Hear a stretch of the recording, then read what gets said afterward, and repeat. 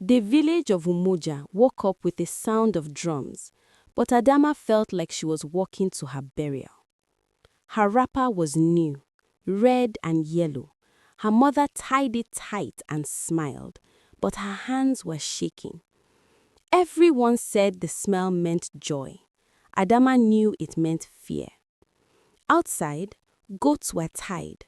Palm wine sat in clay pots. Men laughed loudly, counting money that was bride price. Adamma did not choose Okore. No one asked her. Okore was 42. His beard was thick and already turning grey. He had 2 wives. One had run mad. The other walked with a limp and no voice in the house. People said Okore was a strong man. What they meant was that he was cruel and rich. Her father, Pa Nnamdi, stood tall that morning. For the first time in years, people respected him. Poverty had bent his back for too long. That day, money straightened it. 8 goats, 2 cows, a bag of salt, 30,000 naira. That was Adamma's value. She watched the elders inspect the items like traders in a market. When one goat bleated too loudly, an elder laughed and said, "Even the animal knows she is leaving." Adamma wanted to scream. She looked at her mother. Her mother avoided her eyes. Tradition does not care about tears. When Okore stepped forward and held Adamma's wrist, she felt cold. His grip was not gentle. It was ownership. "You belong to my house now," he said quietly. The drums grew louder. That night, Adamma sat in Okore's compound. The moon was full, but she felt blind. His first wife stared at her with empty eyes. His second wife did not look at her at all.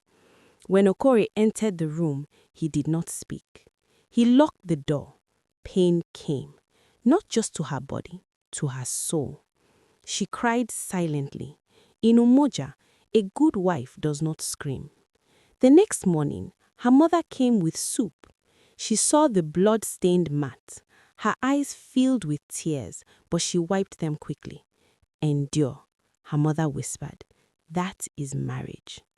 Endure. That word followed Adamma like a curse. Days passed. Okore beat her when food was late. He beat her when she spoke. He beat her when she was silent. The elders said nothing. "Bride price has been paid," they said. "She is his." One afternoon, Adamma tried to run. She reached the edge of the village before Okore's brothers caught her. They dragged her back like a thief. Okore beat her until she could not stand. After that, her father came. He did not hug her. He did not ask if she was alive. "If you leave," he said, "we will return the bride price. We do not have it. Do you want to kill your family?" That was the day Adamma understood. She was not a wife. She was collateral. That night, she lay on the floor and stared at the roof. The drums from another wedding echoed far away. Somewhere, another girl was being sold, and Adamma began to plan. Not escape, revenge. Adamma stopped crying. That was how Okore knew something had changed. When he beat her, she did not beg. When he insulted her, she did not shake. Her silence scared him. The village women noticed too.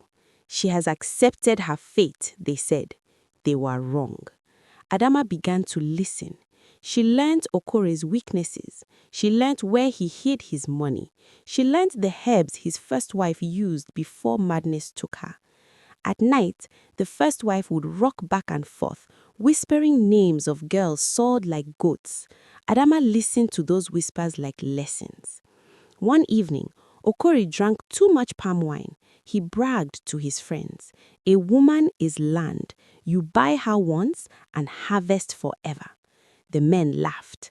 Adamma served them wine with steady hands. That night, she added crushed leaves into Okore's drink. Not poison, not yet. Just enough to make his body weak. Days passed. Okore grew sick. He shouted. He accused. No one believed Adamma could do such a thing. She is just a woman, they said. When Okore collapsed one afternoon, the elders gathered, the diviner was called, bones were thrown, incantations were spoken. The verdict shocked them. These spirits are angry, the diviner said. This woman was forced. Her tears followed her bride price. The elders shifted uncomfortably. Tradition does not like being blamed. That night, Okore died. Some said sickness, some said spirits. Adamma said nothing. As a widow, she was trapped again. You will marry Okore's brother, they told her. Bride price cannot waste. That was the final insult. At midnight, Adamma set fire to the storehouse. Flames rose high. People screamed. In the confusion, she ran. This time, no one caught her. She did not return to her father's house. Instead, she went to the river shrine where forgotten women lived, widows, runaways, mad women who were once brides. They welcomed her.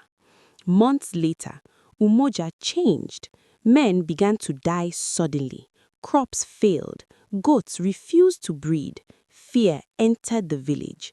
People whispered Adamma's name. They said she was sold unjustly. Her blood cries.